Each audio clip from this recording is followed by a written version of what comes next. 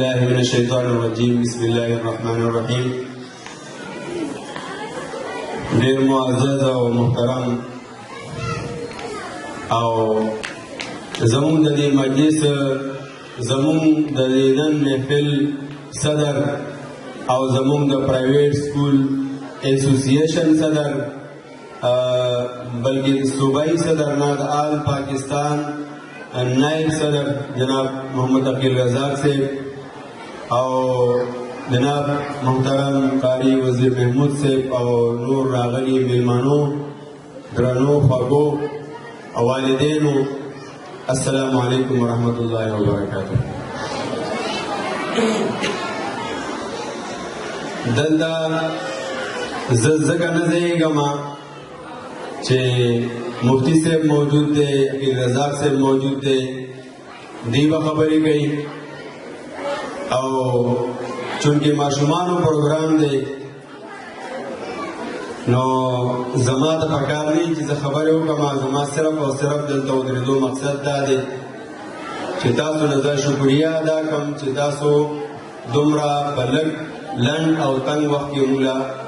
دومره بهترینه موقع راکړه او تاسو راغلی. بل والدینو ته چې کم ماشومان یې پاس شوي دي کم ماشومانو پوزیشن یې اخیستی دي دلته انعامات به اخلي هغې ته زه مبارکباد وایم. دریم زه استادانو د خپل د ادارې استادانو شکریه ادا کوم چې هغوی ټول کال محنت وکړو او زه او زما شاگردان زه او زما بچی دیزی ته راورسول چې نن زما بچی زما شاگرد دلته راځي په سټیج باندې ودرېږي. یقین وکړئ چې زه زما نامه واخیستلی شوه چې دلته سټیج ته راشه خبرو ته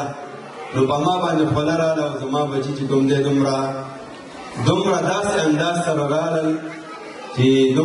دومره یریدل هم نه او راغلل او دلته په سټیج باندې دا زما د استادانو کمال دی. او د هغه والدین کم والدینو بچي چې دلته قرآنونه یاد کړي دي ختمونه یې دي د هغې به دستاربندیانې کېږي نو هغې ته هم زه پکار دا خدا دی چې دا زما بچي دي ما سره یې قرآن ویلی چې تاسو ماله مبارکي راکئ خو لیکن نه ستاسو هم د زړه ټوټې دي زړه ټوکړې دي نو زه تاسو ته مبارکباد درکوم چې نن ستاسو بچو دومره محنت وکړو چې الحمدلله قرآنونه یاد کړل او د هغې په سر به لوپټې او د هغې په سر به چې کوم دی شال او دستاربندي کېږي پټکي به تړلی کېږي. الحمدلله زه ډېر زیات فخر کوم په دې باندې. یقینا ما دپاره دې نه ډېر غټ اعزاز دې نه ډېر زیات اوچت فخر نور هېڅ څیز دپاره نه دی پکار او نه زه کوم. والله چې زه دا ماشومان زه ګورم هر کال راځي په سټیج باندې او د هغې باندې رومالونه اچولی کېږي د هغې باندې شال اچولی کېږي نو زه یقینا زمان من غټېږم خوشحالېږم. نو زه مبارکباد ورکوم هغه والدینو ته چې د هغې بچي او د هغې چې کوم دی نو قرآنونه یې ختم کړي دي. بل د هغه والدینو زه شکریه ادا کوم تاسو یقین وکړئ چې په دې ټول پاکستان کې زه ګرځم عقیل رزاق صاحب سره دومره والدین ما په کم سکول کې کم یو فنکشن کې نه دي ګټلي څومره والدین چې زما په دې سکول ته او زما دې فنکشن ته راځي نو زه ستاسو ډېره شکریه ادا کوم. تاسو یقین وکړئ چې کله کله مونږ بعضې سکول کې ودرېږو او والدینو ته وایو چې والدینو تاسو باندې څه چل شوی دی راشئ د خپل بچي تپوس وکړئ.